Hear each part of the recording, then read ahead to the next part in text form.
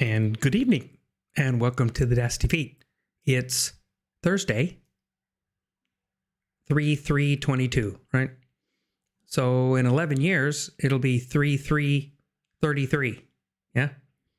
And in 3 years and 27 days, it'll be 03/30/33. I don't know what that means, but I'll be older for sure.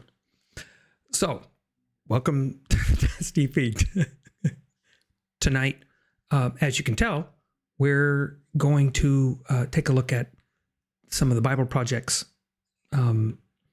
visual commentaries. It's the word that they use, and I actually love it. And we're going to kind of focus in a little bit on Proverbs Chapter 8 in a bit, and be thinking in context pieces. So, as usual, please subscribe, hit the bell icon if you want those reminders. Everything that we have is at TheDustyFeet.com. Webpage is there, has all the back videos, which are going to point you to the YouTube anyways. And the live feed is actually available on the website. In case you don't know, the live feed is available on the page, and you can tell people to go to the TheDustyFeet.com. I'll take them straight there. Twitter updates, make sure that we keep track on what's going on. And that brings us back to this. So tonight we're going to listen to 3 vids. They'll go back to back to back. That's great. They're short. There will be some repetition. Okay. But there's enough that's different that I thought there was value in the first 2. The third one it gets more pointed into 8.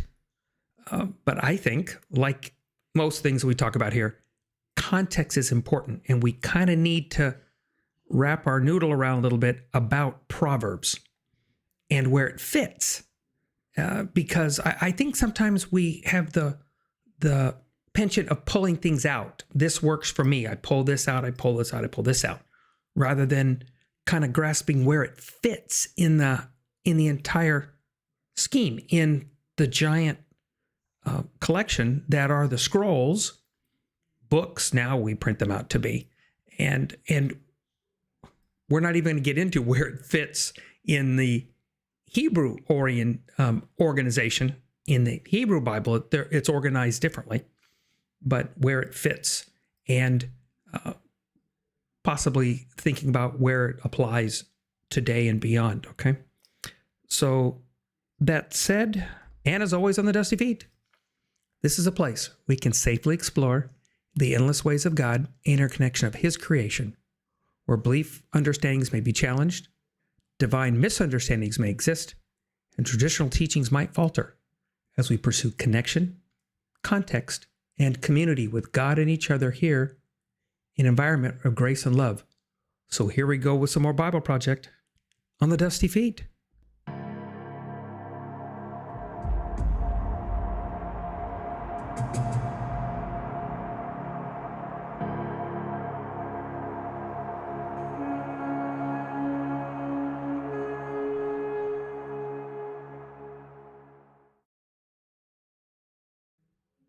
Okay, good. So let's get right to the vids, because they need to play, and then we can chat. Right.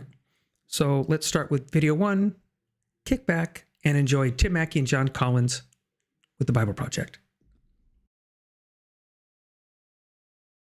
The Book of Proverbs. The word proverb typically refers to a short, clever saying that offers some kind of wisdom, and this book has a lot of those.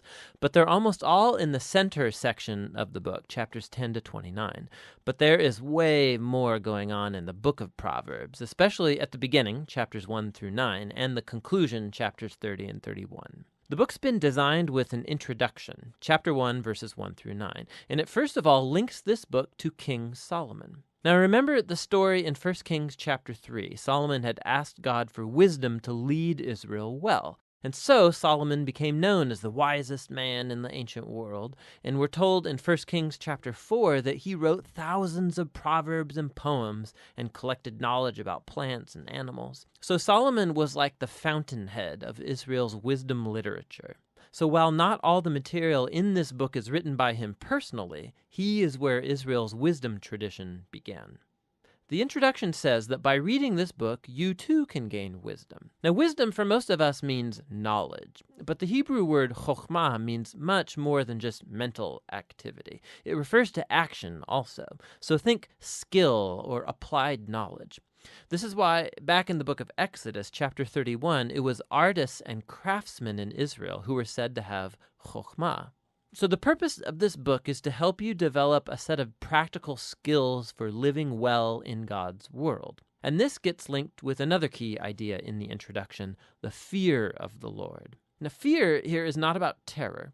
It's about a healthy sense of reverence and awe for God and about my place in the universe. It's a moral mindset that recognizes I am not God and that I don't get to make up my own definitions of good and evil and right and wrong. Rather, I need to humble myself before God and embrace God's definition of right and wrong, even when that's inconvenient for me. Now, this introduction leads us into the first main section of the book, chapters 1 through 9, which also doesn't contain short one-liner proverbs. Rather, what we find here are 10 speeches from a father to a son about how the son should listen to wisdom and cultivate the fear of the Lord and live accordingly, which means a life of virtue and integrity and generosity, all of which lead to success and peace. The father warns his son also about folly and evil and stupid decisions that will breed selfishness and pride, all leading to ruin and shame.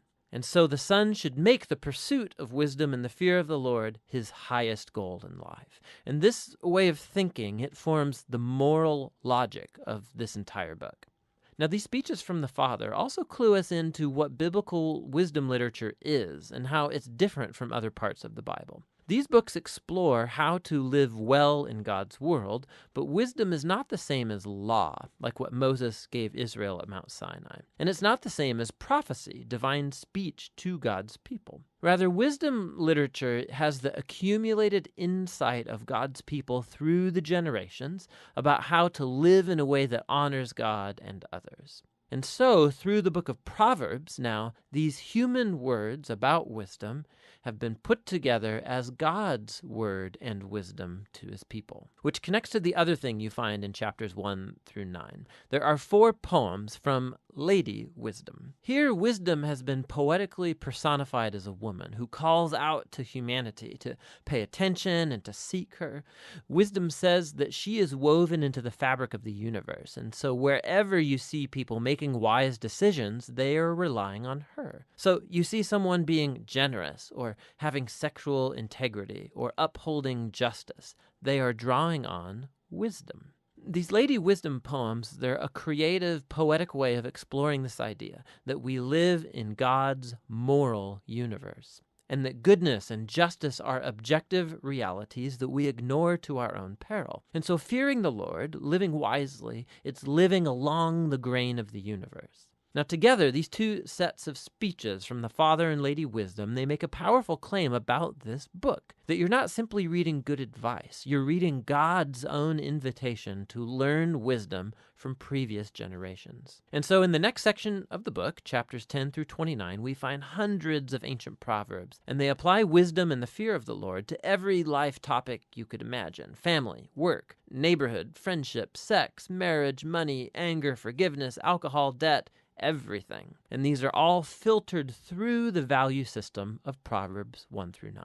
Now, these Proverbs, they're all pretty short, they're easy to memorize, and actually this section of the book is meant to become a reference work that you return to time and time again throughout the years, which raises some important issues in learning how to read these Proverbs. First of all, Proverbs are by nature about probabilities. So you fear the Lord and you make wise, good choices, things will likely go well for you. And if you don't fear the Lord, you're foolish, your life will likely not go so well.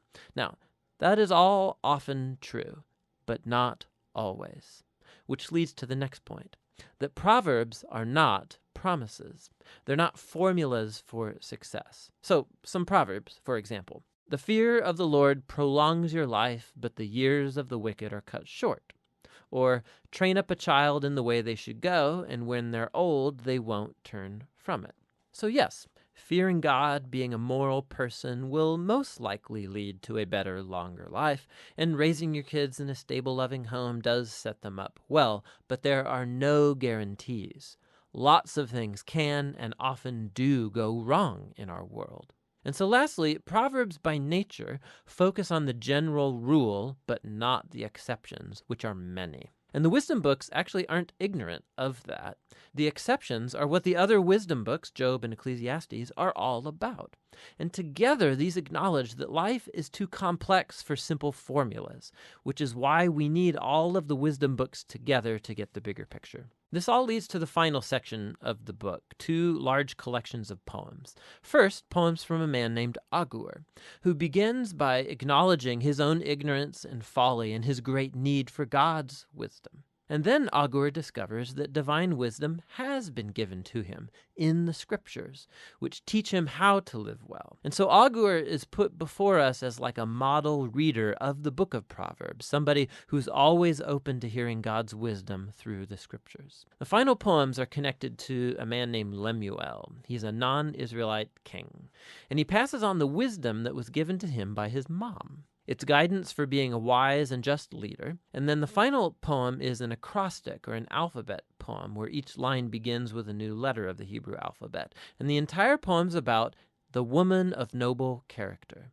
It depicts a woman who lives according to the wisdom of Proverbs and stands like a model of someone who takes God's wisdom and then translates it into practical decisions in everyday life, at work or at home, in her family and in her community. So the book opened with words from a father to a son about listening to Lady Wisdom, and so now the book closes by offering the words of a mother to her son about a woman who lives wisely. The book of Proverbs is for every person in every season of life. It's a guide for living wisely and well in God's good world, and that's what the book of Proverbs is all about. There are 3 books in the Bible that have come to be called the wisdom literature: Proverbs, Ecclesiastes, and Job. And all of these books are addressing the same set of questions. What kind of world are we living in? And what does it look like to live well in this world? So, how to be good at life. Yeah.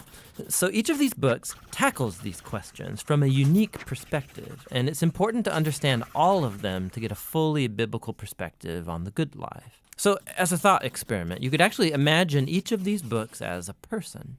So Proverbs would be like this brilliant young teacher, and Ecclesiastes the sharp, middle-aged critic, and Job would be this weathered old man who's seen a lot in his day. We're going to start by meeting the book of Proverbs, the brilliant young teacher.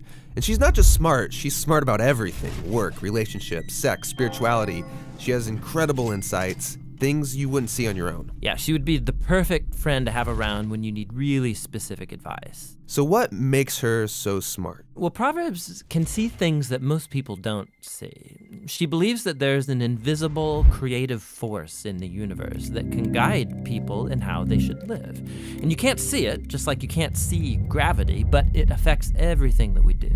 So what's this force? Well, in Hebrew, it's called chokhmah, and it usually gets translated into English as wisdom. It's an attribute of God that God used to create the world. And chokhmah has been woven into the fabric of things and how they work. So wherever people are making good or just or wise decisions, they're tapping into chokhmah. And whenever someone's making a bad decision, they're working against chokhmah. Right, or as it says in Proverbs Chapter 1, the waywardness of fools will destroy them, but the one who listens to wisdom lives in security. So it's like a moral law of the universe. Yeah, it's a cause-effect pattern, and no one can escape it.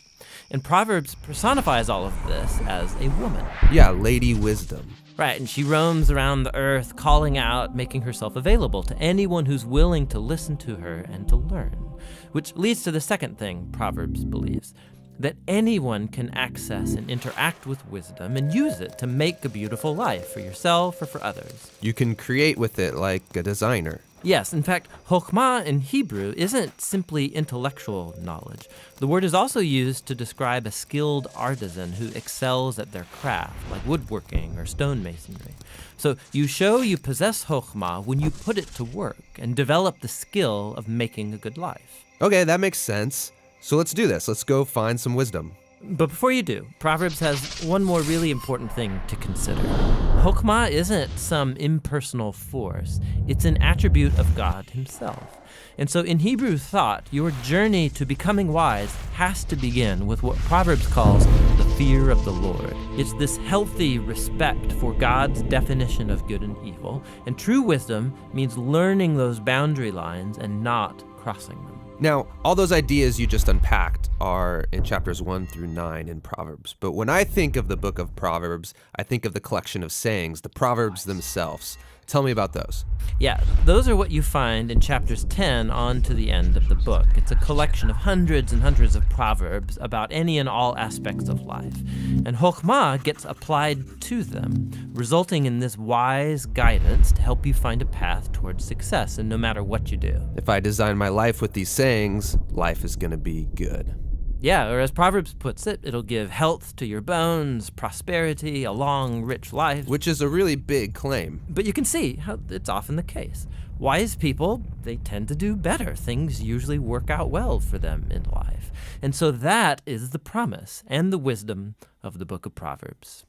The Book of Proverbs is really beautiful, but if we take a step back, some people would argue it's a little too simplistic, because sometimes horrible things happen to really wise people, and sometimes foolish people get rewarded. It doesn't always work the way we think it should work. That's right, which is why we need to go and listen to our next wise friend, Ecclesiastes the critic, because he's wrestled with that very problem, and he's going to push us further in our journey to find the good life. Hey you guys, thank you for watching the Bible Project. You can find a lot more videos like this one on our YouTube channel. We believe the Bible is a unified story. It all leads to Jesus and has profound wisdom for the modern world. So we're making videos about key themes that run throughout the whole storyline of the Bible. We also make videos that unpack different books of the Bible, looking at its literary structure, the themes of that book, kind of like the one you just watched on Proverbs. We've got a lot more videos to do and a few more series that we want to do as well.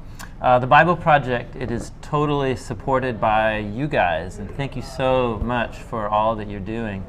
We want to make this whole video library available for free to anyone, anywhere, and that's because of you guys giving one-time gifts, or you can sign up to become a monthly supporter as well. On our website, you could download full resolution videos, you could download posters and study guides and other things. It's all for free on jointhebibleproject.com. Thank you guys. In the story of the Bible, God creates the world by carving order out of disorder and darkness. Like an artist, creating a place where life can flourish. Right. And still today, God's ordering power is at work, preventing the cosmos from slipping back into chaos and nothingness. And in the Bible, humanity has a key role to play in this ordering work. But to partner with God in that ongoing ordering of the cosmos, we need to be mentored by Lady Wisdom. Lady Wisdom? Who's that? Let's find out in Proverbs Chapter 8.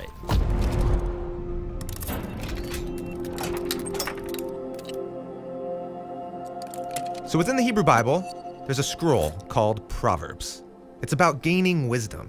And while most of the scroll is a collection of short proverbs, it begins with 9 chapters of speeches, in which we meet a cast of symbolic characters. There's a wise fatherly king and a woman named Lady Wisdom. And they're offering divine wisdom that leads to stability and life. There's also a wicked man and a wily woman called Lady Folly. And their way of life is attractive, but it leads to disorder and death. Okay, so these speeches force you to make a choice. Whose advice will you listen to? Right, these contrasting couples are like poetic symbols of the many voices out there telling us how to be human. And in Proverbs, they're all competing for the attention of you, the reader, who's referred to throughout as my son. Got it. Now, all these speeches can be grouped into 3 main sections, and for now, we're going to focus on Proverbs Chapter 8. It's a long speech from this majestic woman, Lady Wisdom. She's God's wisdom personified. And she stands at a crossroads on a tall hill, inviting you to enter into God's sacred city. Doesn't wisdom cry out and understanding raise her voice? At the road's high point, at the crossroads, she stands. Besides the gates going into the city, at the entrance, she shouts. And then Lady Wisdom begins her speech. It has 4 main parts. In the first part, Wisdom declares her value. Choose my instruction instead of silver, and knowledge rather than pure gold. For wisdom is more precious than pearls, and nothing you desire compares with her. So living by God's wisdom can lead to the most valuable things in life. Healthy relationships, moral integrity, a stable, fruitful life. You can't buy those things with money. Right. And in the third part of her speech, she repeats the same idea. Wealth and honor are with me, enduring abundance and justice. My fruit is better than pure gold, and what I offer surpasses silver. Now, let's back up to the second part of her speech, where we learn that God's wisdom is very practical. In fact, humans depend upon it every day, whether they know it or not. Through me, kings reign, and rulers issue decrees that are just. Through me, princes rule, and nobles, all who judge with justice. Now, that phrase, issue decrees, comes from the Hebrew word chakak. It means literally to carve or engrave. It refers to how ancient kings would carve laws of justice onto tablets. So a good leader confronts disorder and injustice by creating laws that are just. And when they do so, they're drawing on God's wisdom. Right. Wise leaders become images of God, who also creates, by his decrees, carving order out of chaos. But God's decrees aren't written on tablets. Rather, they're woven into the fabric of creation itself. In fact, that's what the final part of Lady Wisdom's speech is all about. She claims that she was there with God in the beginning.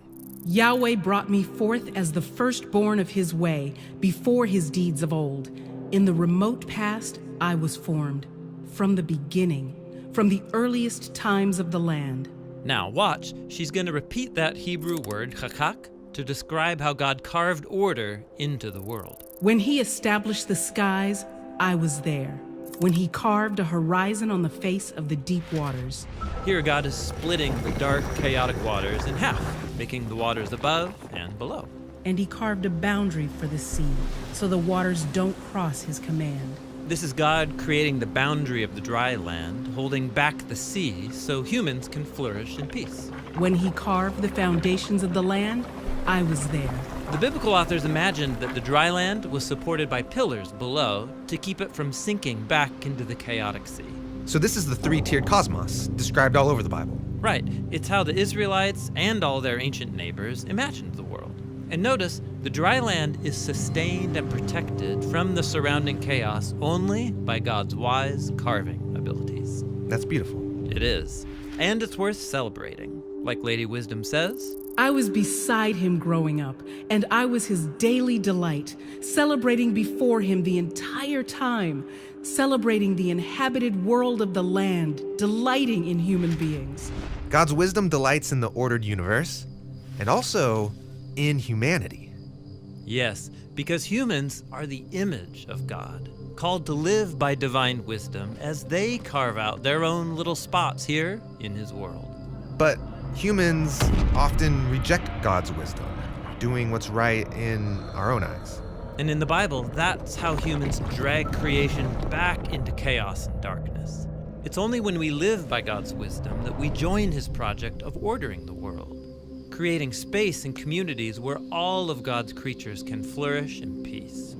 Or, as Lady Wisdom puts it at the conclusion of her speech, The one who finds me finds life and receives favor from Yahweh. But the one who forfeits me hurts themselves. Those who hate me love death. so every day Lady Wisdom presents us with a choice. Will I live by God's wisdom and contribute order, beauty, and justice to the world? Or am I going to live selfishly, by my own wisdom, and pull creation back into chaos from which it came? That's the decision that lay before humans throughout the story of the Bible, and still today. Which way will you choose? Lady Wisdom is waiting for our answer.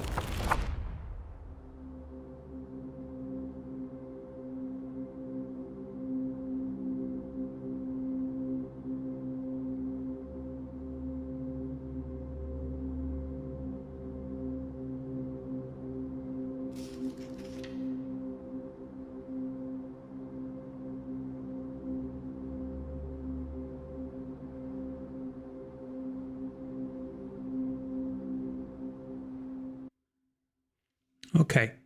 So I like that calm at the end and the hanging question of choose life or the alternate. This book is a fascinating book, and this chapter challenging in how we see Lady Wisdom portrayed and how we view that, especially looking back right? These are wisdom literature that's meant to be lacquer. It's designed that way. We remember that he shows that this is a writing of King Solomon, son of David, king of Israel, right? That's who wrote the first two sections of the book, right? We have the last two chapters, 30 and 31, written by others. And there's scholars that believe that even that grouping of what's in 10 through 29, okay, that are groupings of different pieces and possibly even different authors as well. But it's all based on Solomon's wisdom, okay? So this interested me, and because he mentioned it, so you want to go look and, again, reach in context where we have this grouping, like you said, these to guide our lives. So you have Proverbs 1, the Proverbs of Solomon, the son of King David, king of Israel, to know wisdom and instruction, to perceive the words of understanding, to receive the instruction of wisdom, justice, judgment, and equity, to give subtlety to the simple, to the young man knowledge and discretion. A wise man will hear and will increase learning, and a man of understanding shall attain unto wise counsels. To understand a proverb, the interpretation, the words of the wise, and their dark sayings. The fear of the Lord is the beginning of knowledge, but fools despise wisdom and instruction.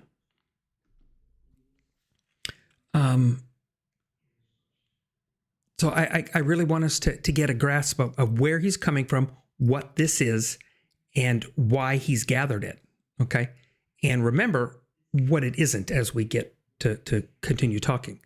Now, part of what we want to keep in mind when we're talking about Proverbs, because this is critical, that it fits in a context of wisdom literature.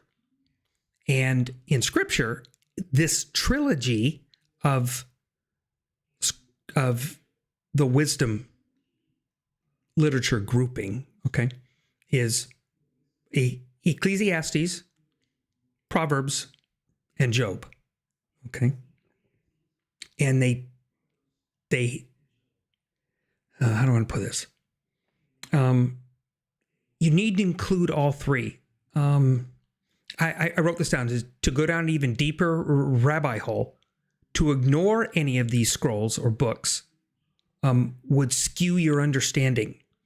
If you just take Proverbs and you ignore Ecclesiastes, or you just take Ecclesiastes and you ignore Proverbs and Job, or if you just read Job and ignore the other two, your perception of wisdom could be skewed, okay? And it's at our peril that we do not embrace all three of these in this, okay? And that's important, because if you try to say, I'm going to live my life by Proverbs, and you go, well, that's interesting, because wisdom is going to include a lot more than that. So when I choose to ignore those, especially Ecclesiastes is almost depressing at times, because it's that the other option of choices, and we're going to go there too.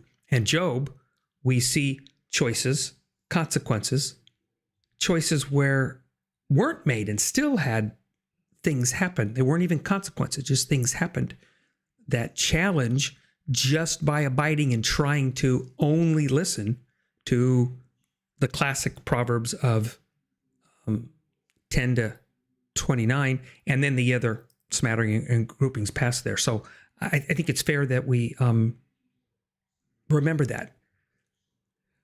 Because remember, Proverbs is a scroll. It's not a book. We call it a book, but it's not. It's a scroll. And it is designed like many scrolls where they're stitched together. So these sections are stitched. When you get to the end of Proverbs, Solomon's not around. Okay, these are points that he brings to attention. Okay, and how it influences. Okay, so in 1 Kings 4:29 to 33, because I wanted to grab some context even on the grouping that is in Proverbs. And God gave Solomon wisdom and understanding, exceeding much, and largeness of heart, even as the sand that is on the seashore. And Solomon's wisdom excelled the wisdom of all the children of the east country and all the wisdom of Egypt. For he is wiser than all men, than Ethan, the Ezrahite, the Haman, the Chakal, and Darda, and the sons of Mahol, and his fame was in all nations round about. And he spake, because it's King James and we're spaking, and he spake 3,000 proverbs, and his songs were 1,005. And he spake of trees, from the cedar tree that is in Lebanon, even unto the hyssop that springeth out of the wall. He spake also of beasts, and of fowl, and of creeping things, and of fishes. And there came of all people to hear the wisdom of Solomon, from all kings of the earth, which had heard of his wisdom. 3,000. The things that we've lost to antiquity. You go in, this is told on this side of the story, right? The wisest man, at least in the land, if not on the planet. Okay. And they even have some people that are very well known. In other words, you could take to today, say he was a scientist, and they go, well, we have Einstein, we have the Sagan, and blah, blah, blah, blah. And we have these brilliant men, and they go, smarter than him. Okay. This is wiser than these other people. And the other kings go over. Now, when the land is conquered and these are found, and this information would be, what do you think the other kings would do? Probably destroy. And so it's sad that we've lost so much to antiquity. We only have drops from a well of how this worked. Now, I guess part of to keep in mind is that a lot of the Proverbs are how you do life every day. That's where wisdom is that applied knowledge. Tim said that wisdom, the Hebrew is chokmah, right? Gaining wisdom or skill like a skilled artisan. Okay. And I'll even start to push the discussion of the skilled artisan is designed to use their skill for others, not themselves, to use their skill to help others. But the biggie was, and in that, the phrase was applied knowledge. So you understand what not to do. Thou shalt not murder. Thou shalt not commit adultery. So what does that mean in everyday life? Does that mean I can beat somebody up just within an inch of their life and that's okay because I didn't murder them? So I think what we start to have is how we apply that knowledge. We have, okay. Let me bring this. I said this. I have a really messy analogy here. It's really messy, okay? And it's probably got holes all over in it. But let's try to walk this a little bit to give a little visual picture, especially bringing it to something that happens every day for us. And maybe this will help. So just give me some poetic license on this, okay? Your father builds a house for you, okay? And maybe even stretch it to say that he's built a community. He's built your house, and then he's built this community. And he says, okay, now it's yours to govern. Okay, it's yours to have dominion over. Okay, and so on one side, I give you the HOA rules and bylaws. Okay. On the other side, I also hand you community guidelines. Okay. So the HOA rules everybody sees, right? Community guidelines are how do we go and deal with those as we walk down. And your father leaves, okay, because he doesn't live here. He lives somewhere else. So he drops it off and says, here, this is for yours to do. I've given you these things, so you can call me, we can talk, but I'm not here. You're in charge. But don't forget that everybody knows that you're my son. Okay? And they're going to be looking at you as you rule. What kind of governor are you going to be? What kind of example are you going to set for the community? Will you heed your father's advice? Will you follow the instructions that he gave you? Because there's a difference there, right? Do you really care what your father said now that you're on your own? Woohoo! I'm on my own. I don't really care what my dad thinks because I'm in charge now. So this is up to me now. He gave it to me, and it's mine to manage and mine to handle. Maybe we can use that as a peak. Maybe. So think of these community guidelines as Lady Wisdom, okay? Where we have Torah, we have the HOA rules, we have Torah. Torah is this is what I expect, but it doesn't talk about exceptions, and it doesn't talk about that everyday life example. So we have the guidelines to say, what are we going to have? I'm in my community and it says, keep your lawn. Your lawn has to be neat and tidy and free of debris, right? And you go, okay, so that's in this. So what does that look like every day when you come back and you get a ticket? And they go, well, you need to edge because it's looking really shabby around the edges.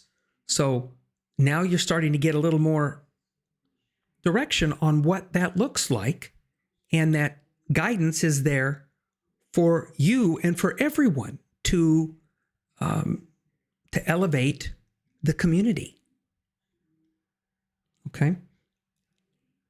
And Proverbs has that, and Lady Wisdom is speaking that out in chapter 8. So start to think about maybe viewing it that way.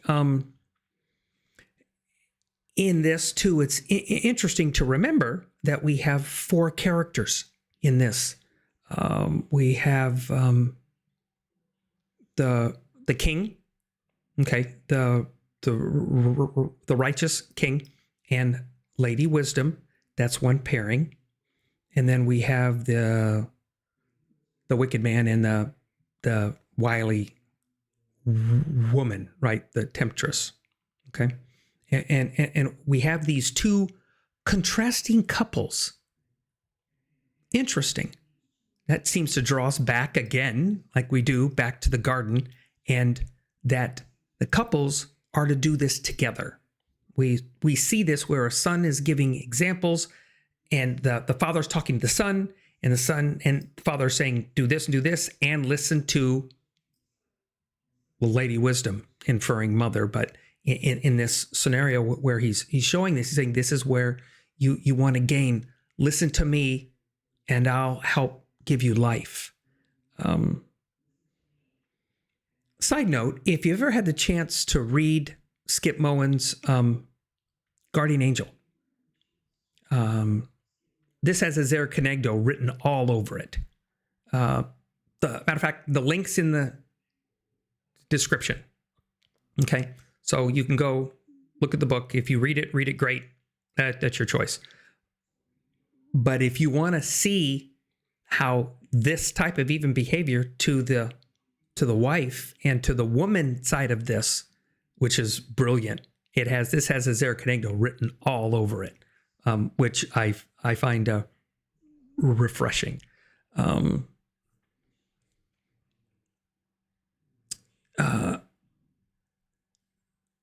This counter couple. So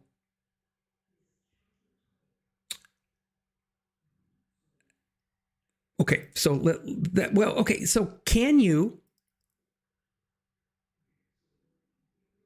This is a stretcher. Can you mix up the couples? And what peril does that do? Do you try and say, I have the wise father on this side, and then the wily woman together? And what does that do for your life?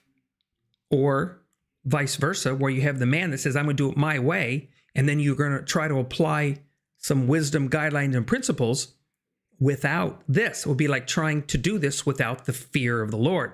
If you don't start with the fear of the Lord, you're already breaking the couples up. That can get dangerous. And it's not just about the two. It's that what happens when you mix the two. And that can really cause problems. When you read through Proverbs 8, you'll realize that what she's saying can only come from the good two. None of those can be even construed as coming from a mixing, either from the other couple or a mixing of the couples.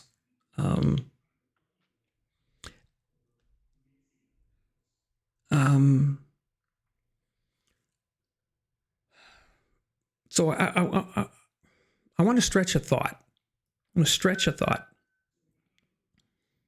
In Scripture, we have the fruit of the Spirit. Okay, now the fruit of the Spirit is, and it's the attributes of the Spirit are given. Excuse me. The attributes of the Spirit. Okay, fruit. So might I say that I can have patience, or I can pick and choose those, but those in and of themselves are not the fruit of the Spirit. They are a part, but they're not the fruit of the Spirit. So unless you have the whole of them together, that's not the fruit of the Spirit. It's not.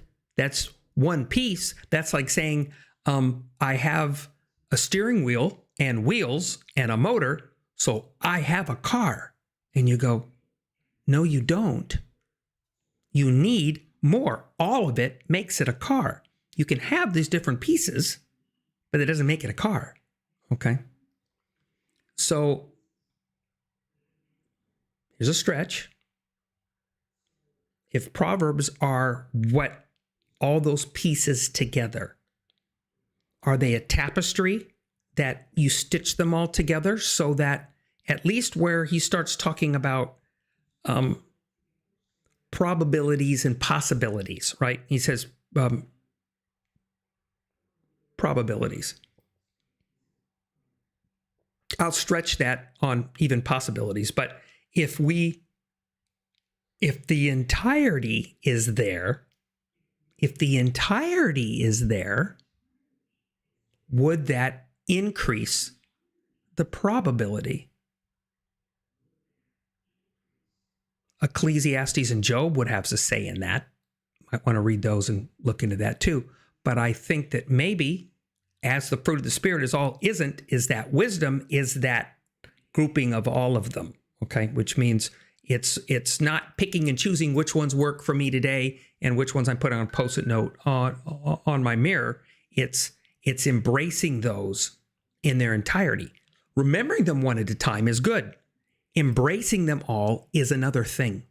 Okay. And how do we do that? It's a It's a kicker. Now, I even liked the graphic where he says, "Come learn from me."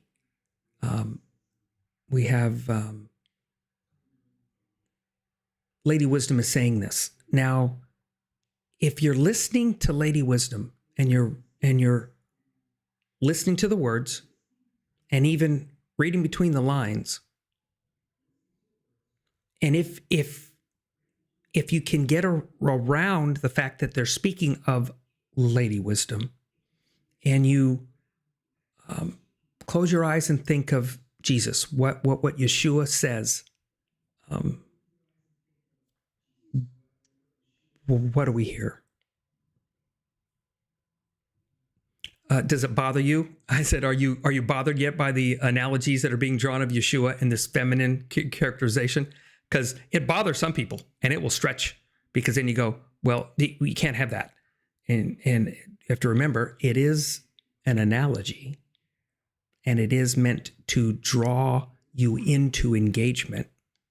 And the story is there to weave a tapestry. I like the phrase, an invitation to learn wisdom from previous generations.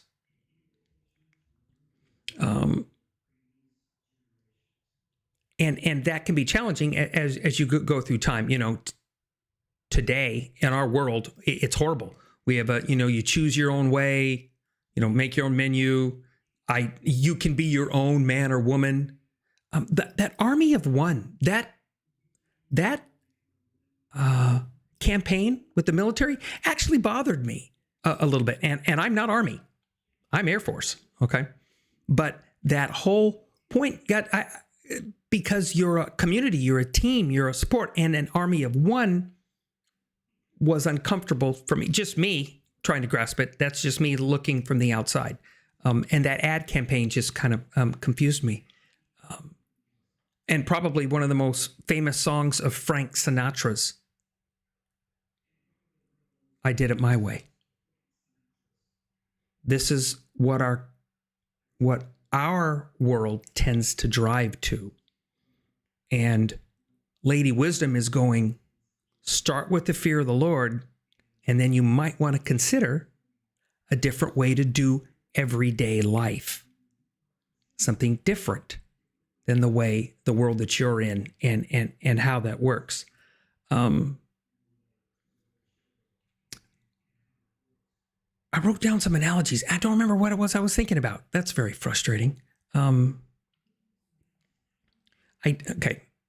did like that Proverbs were not promises, because we live those. That if you do this, your life's long, and people die, and you don't understand.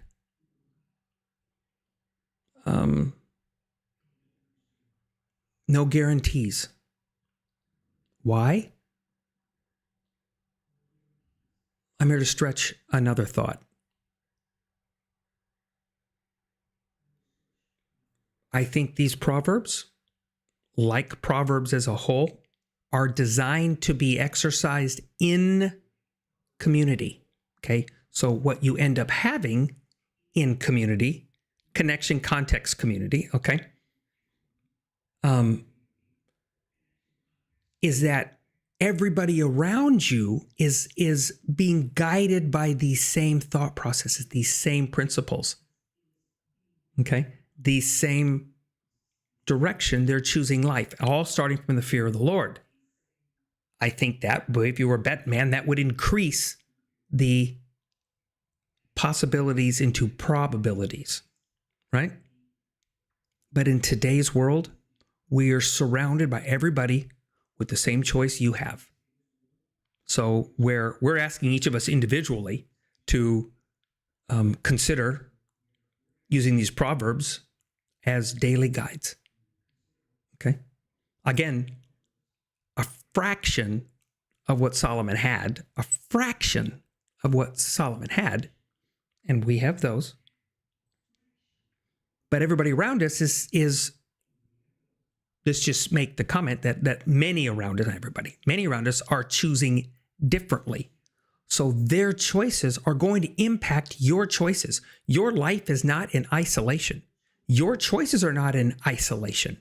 You can, and this is why Job and Ecclesiastes and Proverbs go together, because your lives are not in isolation. They're with everybody else making these community choices, which would encourage you to attach yourself to people making these kind of community choices. And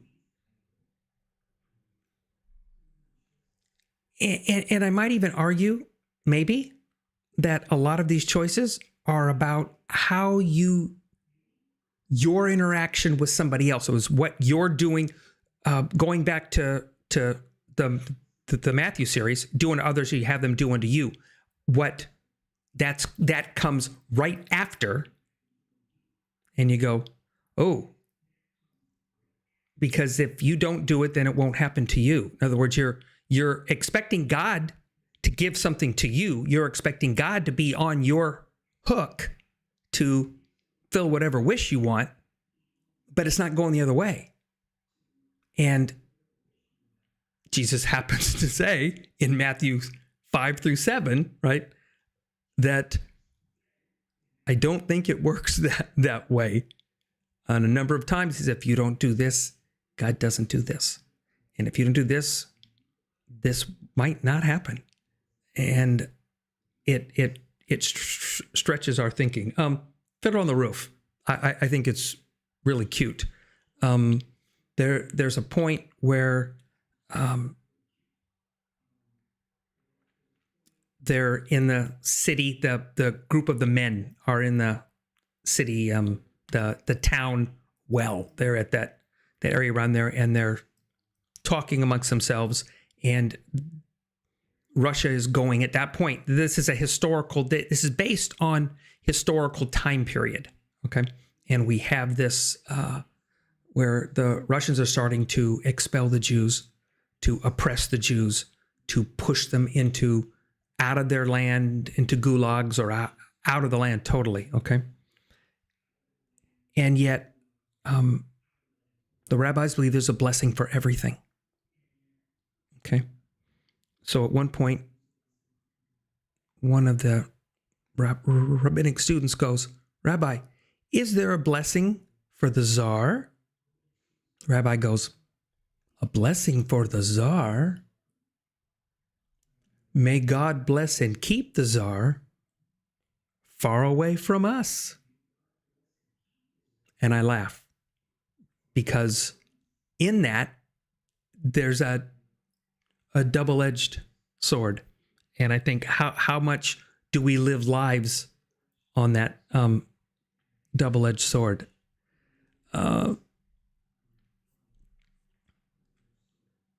We get to the last chapter. It was written by a non-Israelite king. And one of the things that I grabbed onto it so much in this book was, this was passed down from his mom. Okay? From his mom. Each line is an acrostic of the Hebrew alphabet. One of the things that we do, just like in the Lady Wisdom chapters, and we get into 8, and it's that thought process. I want you to read 8 and pause, because we're going to enjoy it here in a second. That we lose something, we do lose something. We don't know how much, because we don't understand. It's an acrostic with Jewish, the Hebrew alphabet, not Jewish, the Hebrew alphabet. If you read it in English, you don't have that. You're not getting it. You're missing part of it. It would be like us going A, B, C, D, and so, apple, and each line started with this. So you kind of get where you were going and trying to get in the flow of what's going on, and you miss something.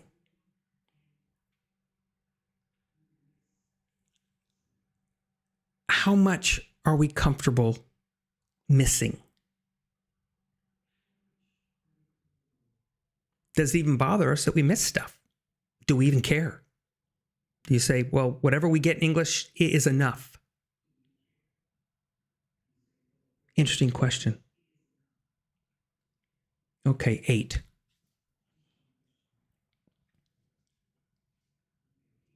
How comfortable are you, and this is going to push a button, I think. How comfortable are you with the thought that God taught his son?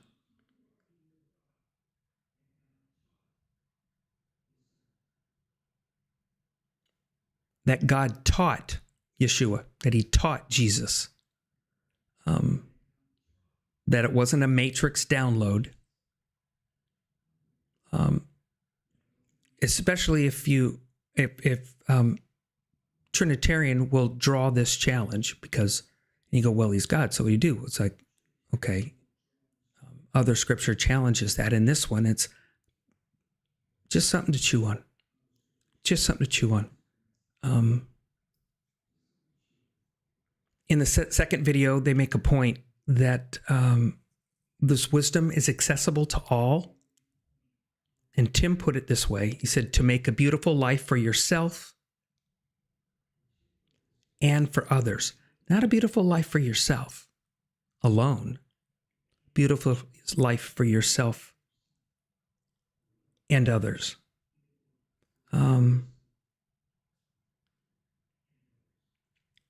How much of our beautiful life should be focused on something else? If you want a challenge with this, and it's interesting, the Bible Project has a podcast, okay? And you can get it on podcast of choice. This is on from iTunes. And it's podcast 249, In the Beginning with Lady Wisdom. As you can see, it's about an hour. And it pushes some good thoughts too. It does. It gets into some things that are deeper than we're going to get into here. So it's worth a challenge, worth a listen. You might want to get it. So what I want to do is, on my point to ponder for tonight, we say here often that Scripture is meant to be heard. It's a story told. I've been working on a writing that I've decided, instead of printing it, that if it ever comes out, it'll be a story told. It'll be spoken. So on this one, I want to leave us with Robert Alter's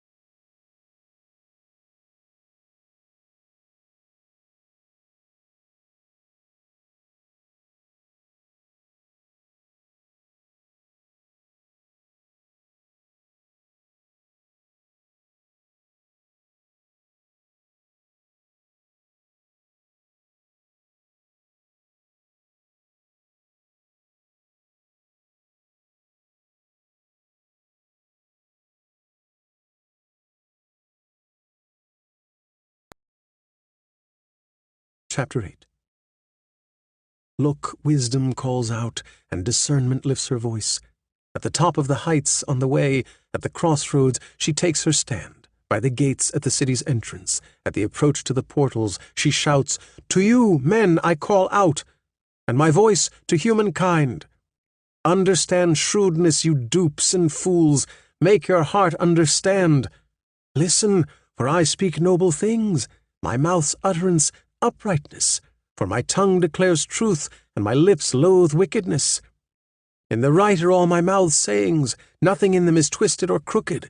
They are all plain to the discerning, and straightforward for those who find knowledge. Take my reproof rather than silver, and knowledge is choicer than fine gold. For wisdom is better than rubies, all precious things can't match her worth. I, wisdom, dwell in shrewdness, and cunning knowledge I find. Fear of the Lord is hating evil. Pride, haughtiness, an evil way, and perverse speech do I hate. Mine is counsel and prudence. I am discernment. Mine is might. Through me kings reign, and rulers decree righteous laws. Through me princes hold sway, and nobles all the judges of earth. I, all my lovers I love, and my seekers do find me. Riches and honor are with me, long-lasting wealth and righteousness. My fruit is better than all fine gold, and my yield than the choicest silver. On the path of righteousness I walk, within the ways of justice, to pass substance on to my lovers, and their storehouses to fill. The Lord created me at the outset of his way, in the very first of his works of old. In remote eons I was shaped, at the start of the first things of earth. When there were no deeps I was spawned, when there were no well springs, water sources. Before mountains were anchored, before hills I was spawned. He had not yet made earth an open land, and the world's first clods of soil. When he founded the heavens, I was there. When he traced a circle on the face of the deep, when he propped up the skies above, when he powered the springs of the deep, when he set to the sea its limit, that the waters not flout his command, when he strengthened the earth's foundations. And I was by him, and intimate. I was his delight day after day, playing before him at all times, playing in the world, his earth, and my delight with humankind. And now, sons, listen to me. Happy who keeps my ways. Listen to reproof and get wisdom, and do not cast it aside. Happy the man who listens to me, to wait at my doors day after day, to watch the posts of my portals. For who finds me has found life, and will be favored by the Lord. And who offends me lays waste his life. All who hate me love death.